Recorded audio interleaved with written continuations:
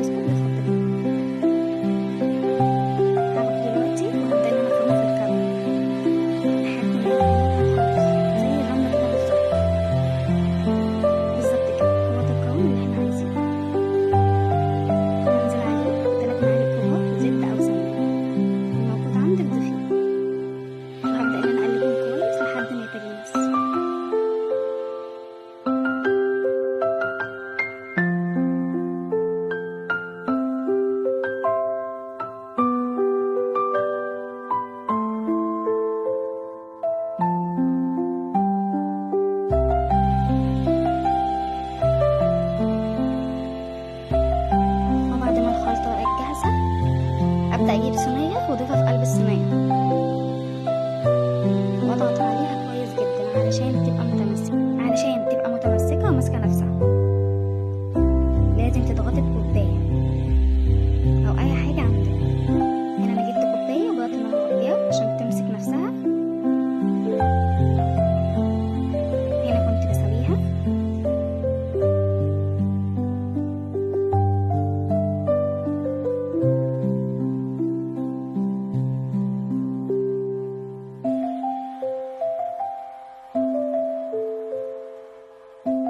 وهنا كنت خلصت، هبدأ ادخلها التلاجة عشان تمسك نفسها كويس جدا.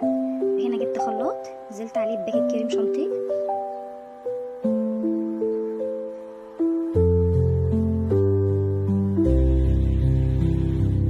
كوباية الا ربع مية، بس تكون متلجة يا بنات. وهنا الحمد لله بعد ما الكريم شانتيه خلاص، ده القوام المظبوط، اللهم بارك.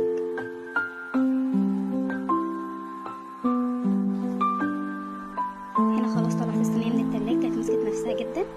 هنزل عليها بالكريم شانتيه، هبدا اوزعه بس مش هنزل بالكريم شانتيه كله، هسيب كوبايه معايا في الخلاط عشان هحتاجها بعد كده.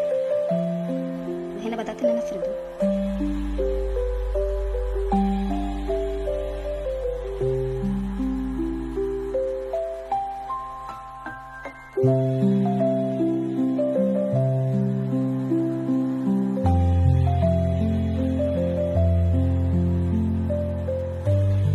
كده هنزل عليه بالبسكوت. انا برضو كنت هنا وزع البسكوت على جزئين، الجزء اللي في الطبقه الاولى وده الجزء التاني. هبدا اوزعه فوق الكريم شانتيه. تمام، عايزين نغطي الكريم شانتيه خالص، مش عايزين اي طبقه من الكريم شانتيه تكون باينه بينات.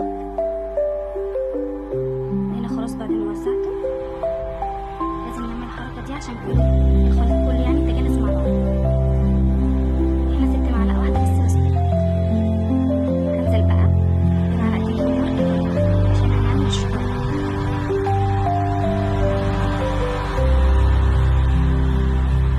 ومعلقتين زبدة أو سمنة،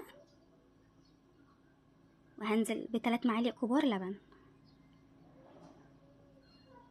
بصراحة يا بنات الوصفة حلوة جدا، اللهم بارك، والطعم كان حلو جدا. بس بصراحة لو كانت بشوكولاتة خام يعني كان الطعم هيبقى أحلى وأجمل عن الكاكاو. بصراحة الكاكاو طعمه باين برضو في قلب الوصفة، عشان ما اكدبش عليكم، بس طعمها مش وحش، الطعم كويس واللهم بارك، كانت طعمها تحفة. هنا زي ما انتم شايفين ده القوام المظبوط اللي انا عايزاه.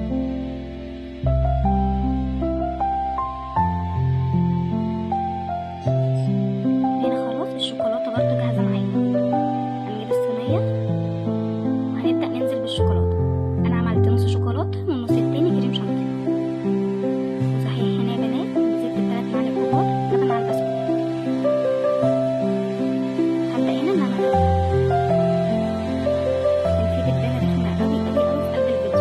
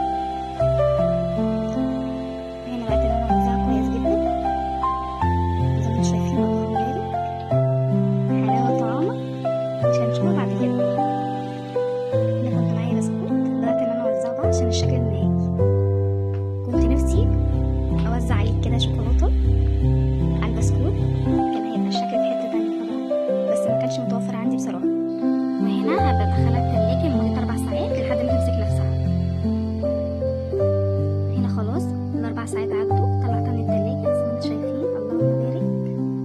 اقسم بربي يا بنات كل ما بتقعد في التلاجة الطعم بيبقى في حتة تانية خالص. حلا حلو واقتصادي، مكوناته موجودة عندنا في كل بيت وسهلة جدا زي ما انتوا شايفين. الحلاوة والطعامة اللهم بارك. وحياة ربنا يا بنات شهادة تحاسب عليها قدام ربنا، الطعم كان تحفة وفي حتة تانية خالص.